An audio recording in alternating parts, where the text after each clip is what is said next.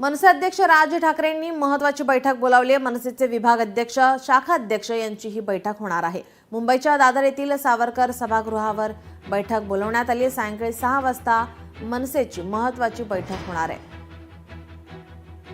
आगामी निवडणुकीच्या पार्श्वभूमीवर आता मनसे ॲक्शन मोडमध्ये पाहायला मिळते। महत्त्वाची बैठक ही बोलावलेली आहे। राज ठाकरे या बैठकीमधून आता काय बोलणार, काय सूचना करणार याकडे लक्ष असेल। आपले प्रतिनिधी स्वप्नील जाधव आपल्यासोबत जोडलेले आहेत। तर स्वप्नील, राज ठाकरेंनी महत्त्वाची बैठक बोलावलेली आहे। या बैठकीमध्ये विभाग अध्यक्ष असतील, शाखा अध्यक्ष असतील, यांना बोलावण्यात आलंय। काय त्याची माहिती?